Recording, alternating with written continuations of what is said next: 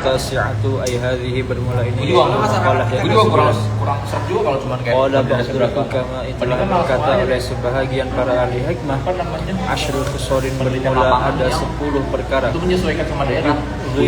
Allah yabghadu Kalau berarti kan Allah kayak kita itu modelnya yang membuat marah akan apa ya namanya?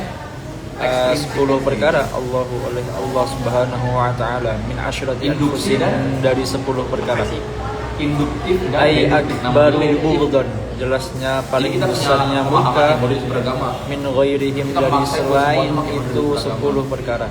Jadi ada 10 perkara yang Allah sangat murka kalau ada induktif kita dibandingkan yang lain. daerahnya kenapa? Al-bukhlu rupanya sifat bakhil, sifat pelit Jadi satu teori al-aghniya dari orang-orang kaya. dari khusus Jadi Allah sangat membenci orang-orang yang dipaksa buat ke khusus. pelit dari orang-orang kaya. Semua masyarakat semua dan Satu, dampaknya nggak gede. qala hakimun telah berkata oleh seorang yang bijaksana, al-bukhlu bermula bakhil pelit. Itu sifatil insaniyati yaitu sifat manusia. Wa itsbatu adatil hayawaniyati dan memang sifat yang tetap di sisi hayawan. Jadi sejatinya itu pelit adalah sifat insaniyah dan sifat hayawaniyah. Maka dengan demikian hindarilah sifat insaniyah dan hayawaniyah tersebut karena sangat dibenci oleh Allah Ta'ala. Wal kibru dan kesombongan minal fuqara'i dari orang-orang yang fakir. Nah, perkara yang pertama yang dibenci oleh Allah adalah sifat pelit dari orang-orang yang kaya. Yang kedua adalah sifat sombong dari orang-orang yang fakir. An Abi Hurairah radhiyallahu anna Rasulullah sallallahu alaihi wasallam qala idza qala ar-rajul halakan nasu fahuwa ahlakuhum.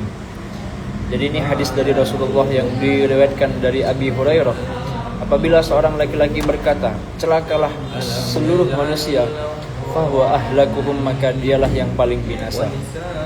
Jadi ketika kita mengungkapkan bahwa seluruh manusia yang ada di muka bumi ini adalah orang-orang yang celaka, maka dengan demikian dialah yang paling celaka. Rawahu Muslimun wa riwayatul masyhuratu bi raf'i kafin ay ahlakuhum wa ruya binas biha. Jadi memang ada riwayat yang terkenal itu dibaca dengan rafa'nya kaf ahlakuhum, ada juga yang diriwayatkan dengan menasabkannya kaf ahlakahum. Wa hadzal nahyu liman qala dzalika ujuban bi nafsihi wa tasawwuran linnas wa irtifa'an 'alaihim.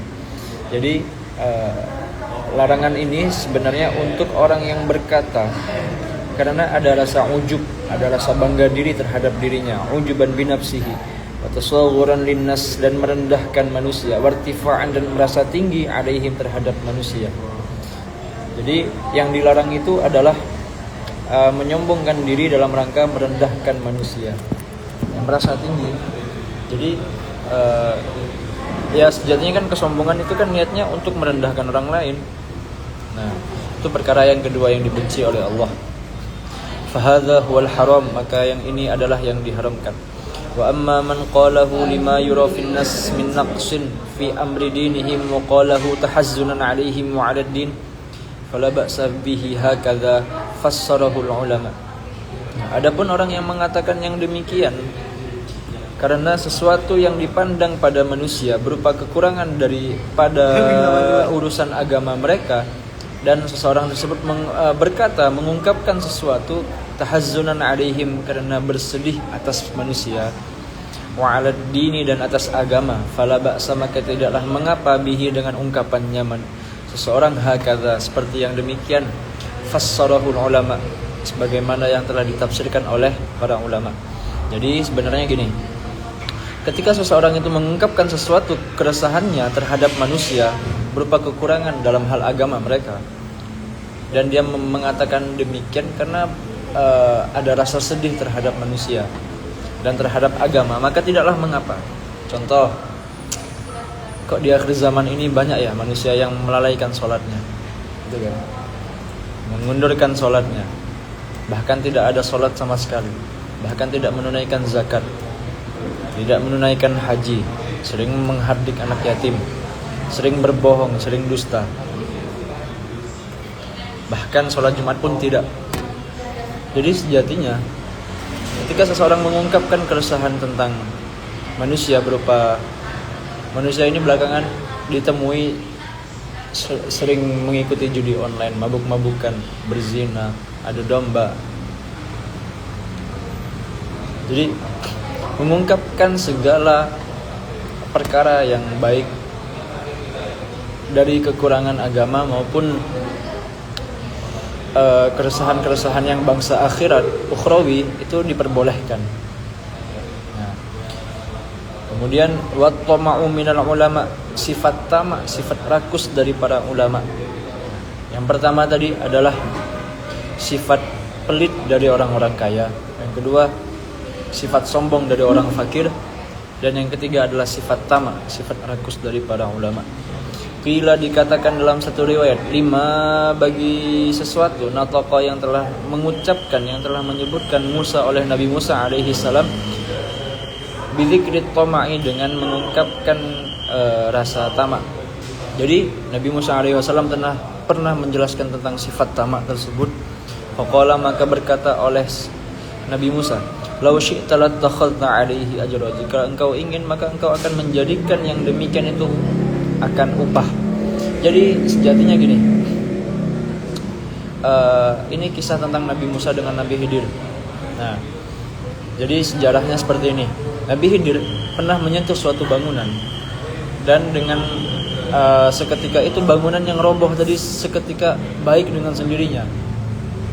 Nah, kemudian Nabi Musa mengatakan kepada Nabi Khidir, "Lau syi'ta lattakhadhta 'alaihi ajra." Engkau tuh bisa sih mendapatkan upah, engkau bisa sih mendapatkan ganjaran dari rumah yang engkau perbaiki tadi.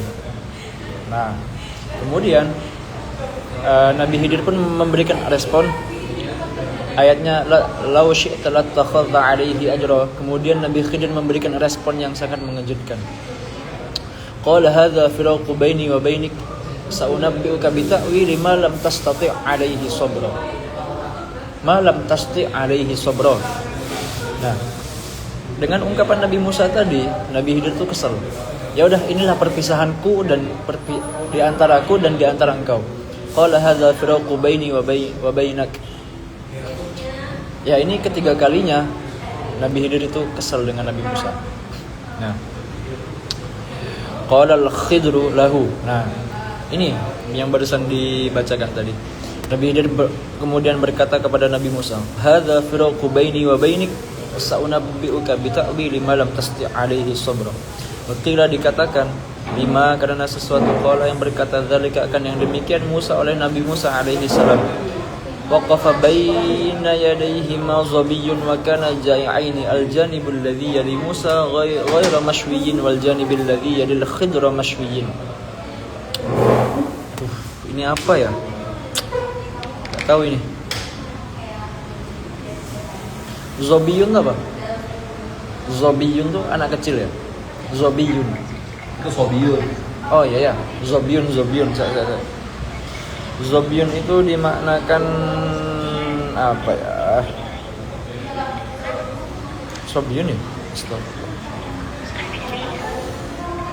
Zobiyun tuh rusa. Sebentar. Jadi berhenti di antara keduanya Nabi Khidir dan Nabi Musa Zobiyun oleh seekor rusa, wakana dan ada oleh keduanya jai'aini, yaitu dalam keadaan lapar oleh keduanya Nabi Musa dan Nabi Khidir. Al-janibil ladzi yali Musa ghairu mashwiyin wal janibil ladzi yali al-Khidra mashwiyin. Bingung ya.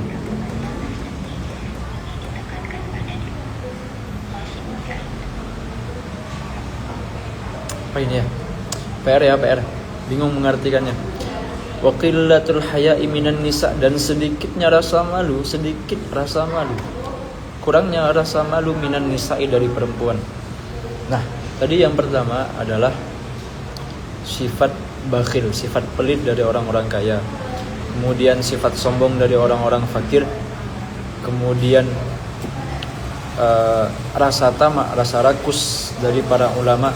Dan yang keempat adalah sedikitnya rasa malu dari kaum Hawa. Jadi itu merupakan perkara-perkara yang membuat Allah sangat murka. Akbaru bughdhan. Jadi Allah bersangatan murka ketika memang melihat perempuan itu kurang rasa malunya. Nah, ruwiya diriwayatkan annahu bahwasanya Nabi qala bersabda oleh Nabi, "Man lam yakun lahu haya'un fala dina lahu wa man lam yakun lahu haya'un fid dunya lam yadkhulil jannata." Barang siapa yang tidak memiliki rasa malu, maka tidak ada agama baginya.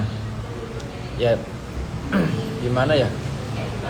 Secara menjelaskannya, maka tidak ada baginya, tidak ada agama baginya. Dan barang siapa yang tidak memiliki rasa malu di dunia, maka dia tidak akan masuk ke dalam surga. Ini ancaman yang sangat keras yang disabdakan oleh Nabi. Maka dengan demikian para kaum Hawa alangkah menjaga dirinya dari berbuat yang tidak senonoh. Rawahu telah meriwayatkan akan hadis Ad-Dailami oleh Imam Ad-Dailami. Sebenarnya rasa malu ini al-haya'u minan nisa juga berlaku buat laki-laki. Boleh. Jadi Kemana? rasa malu dari perempuan itu juga berlaku rasa malu dari laki-laki. Sebenarnya ini bisa dibaca dengan Lu tahu alurnya belum sih? dengan qiraat mubadalah ataupun apa? Telaah double movement, apa sih istilahnya? Kalau apa? Kafaah ya? Apa sih namanya? Kalau satu teks yang mana misalnya teksnya cuma satu objek, tapi itu bisa berlaku untuk objek yang lain. Kan ini kan al-haya'u minan nisa. Nah, juga berlaku sebenarnya. Ini loh, yang nikah beda agama itu loh. Kan telaah apa? Apa sih namanya, lupa gue. Ya itulah. Jadi sebenarnya ini juga berlaku untuk laki-laki. Mana sih, gue buka dulu nih telahnya nih. Ya. Jadi yang gambar tuh gini. Kan full paper. Metode al-iktifa. Metode al-iktifa ini berlaku ketika memang ada satu teks yang hanya berlaku untuk satu jenis, itu berlaku juga untuk jenis yang lain. Kalau bacaannya Kiai siapa? Jadi kita gak ke Jember. Abdullah Fakih. Kiai siapa ya? Baca ya. Beliau memiliki metode qiraat mubadalah. Oktober 5. Kemudian itu deadline buat full paper. Hubbud dunya minasyukh, dan cinta dunia dari kalangan orang-orang tua. Jadi orang-orang yang sudah tua, orang-orang yang sudah lanjut usia, alangkah baiknya untuk tidak cinta dengan dunia. Jika mereka cinta dengan dunia, maka dikhawatirkan Allah akan murka terhadap mereka yang cinta dunia. Terlebih lagi orang-orang yang memang lanjut usia. Ya, gue minta dana kampus. Qala telah berkata Abu Bakrin Al-Maraghi oleh Syekh Abu Bakar Al-Maraghi, al-aqilu bermula orang yang berakal, man yaitu orang dabbaro yang membelakangkan oleh dia man amrad dunya akan perkara dunia, bil qanaati dengan sifat qanaah, dengan sifat merasa cukup terhadap dunia. Wat taswifi, dan taswif itu sederhana. Wa amral akhirati, dan perkara akhirat, bil hirsi dengan semangat, wa ta'jili, dan dengan bersegera, dengan menyegerakan, wa amrad dini, dan perkara agama, bil ilmi, dengan ilmu, wal ijtihadi, dan dengan sungguh-sungguh.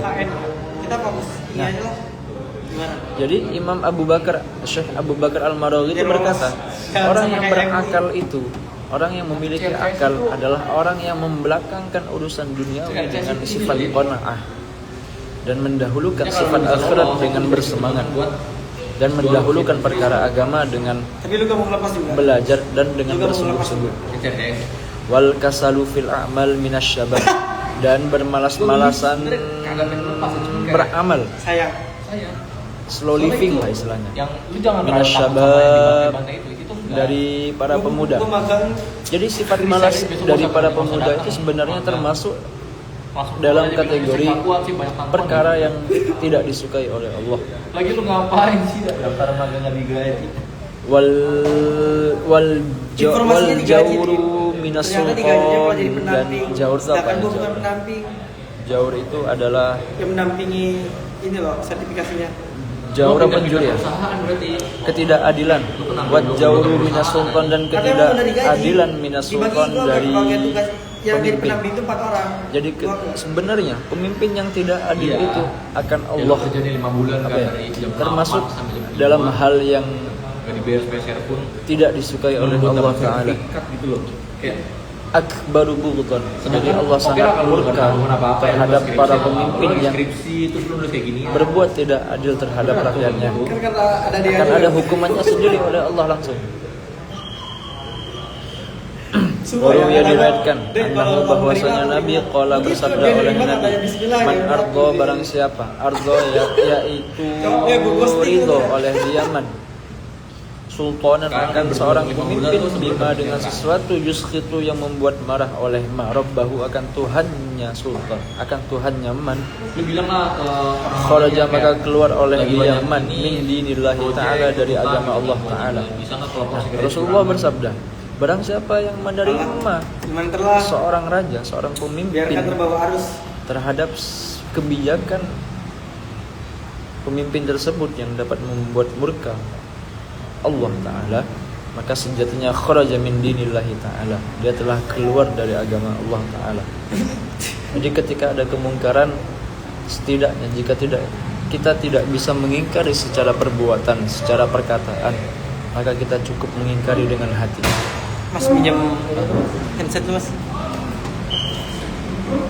Mau yang ini, yang kabel apa yang mana? Itu kabel di dalam. Oh TWS, Mau TWS gak apa? Kemudian rawahul hakimu. Hadis ini diriwayatkan oleh Imam Lu mau jadi ke Al-Hakim. Karimun Jawa?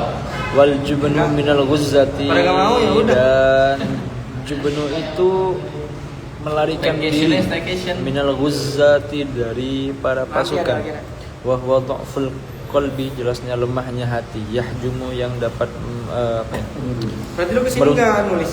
Apa ya, meruntuhkan bihi dengannya Baca-baca. lemahnya hati, lemahnya keyakinan an liqa'il aduwi, dari menghadapi musuh. Kan habis berarti. Jadi sejatinya Boros juga berarti. para pasukan perang ketika dia memang mengundurkan diri, maka perkara itu sangat dibenci oleh Allah Ta'ala. Ketika jihad, ya udah jihad sampai mati-matian, jangan mengundurkan diri. Karena ya sejatinya mengundurkan diri itu Mumpung nempel ya, Pak. Di tinggal gua, Pak. di ini kan lipatannya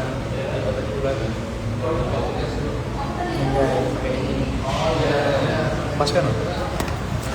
Kemudian selanjutnya adalah wal ujubu minaz zahidi. Sifat ujub tuh apa ya, berbangga diri bisa, sombong bisa, dari orang yang zuhud, padahal dia itu ini ting apa itu, ada tingnya, ting plus.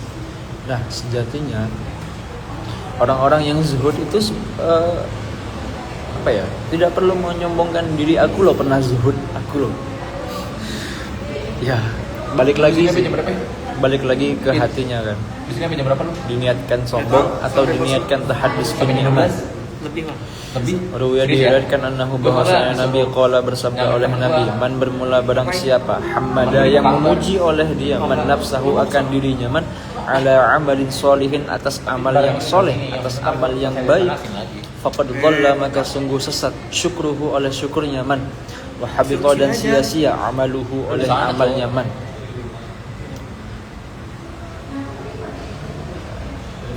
Sebentar.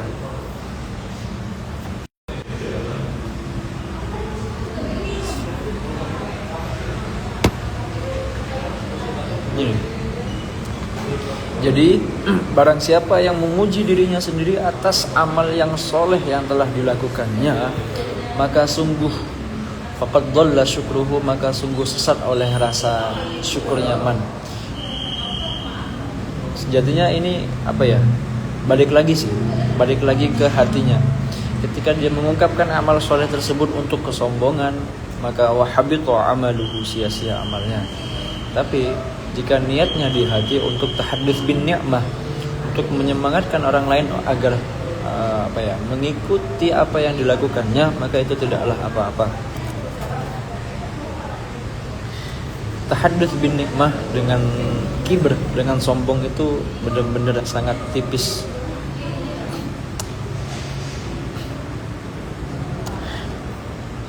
Benar-benar salah niat sedikit otomatis sombong. Rawahu Abu Nuaimin, diriwayatkan oleh Imam Abu Nuaim.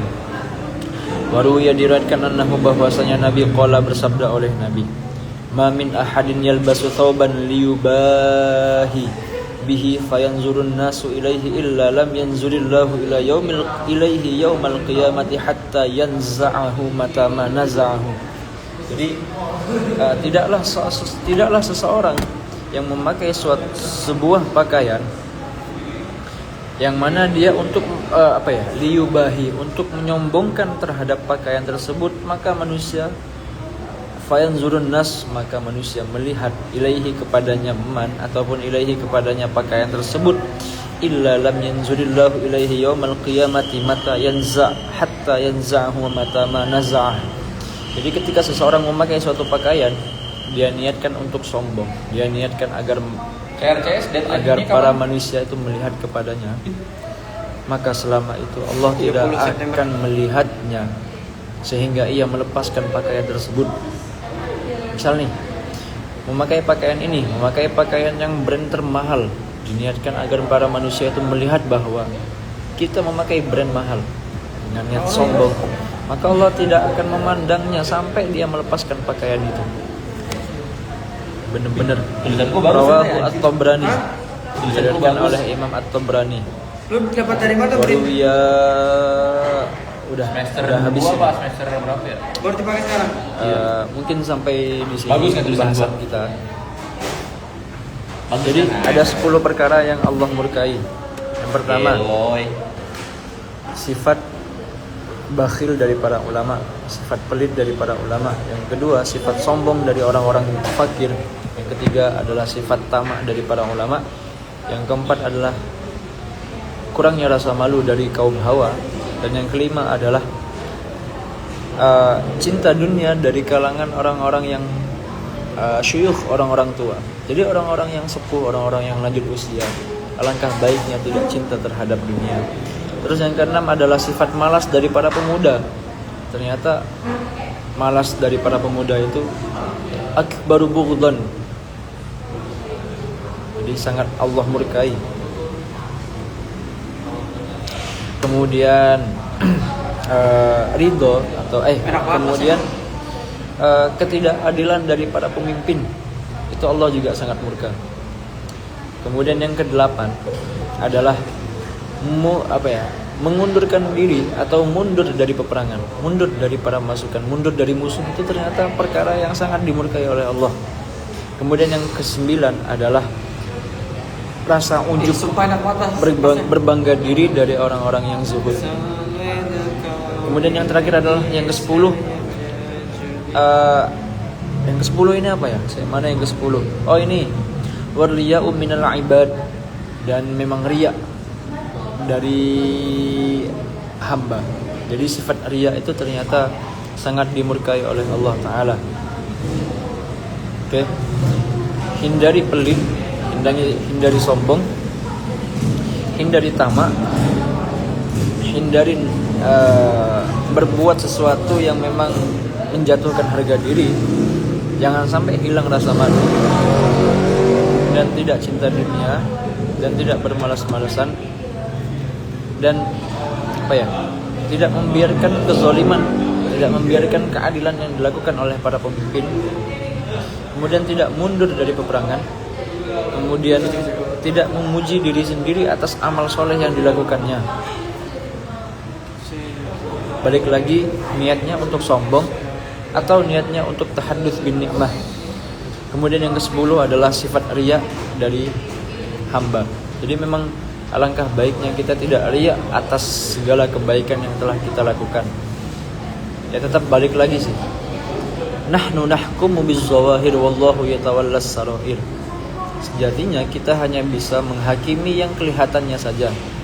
Sedangkan yang maha tahu sarair, yang maha tahu rahasia Tuhan itu hanyalah Allah Ta'ala. Demikian, semoga ada pelajaran yang dapat diambil.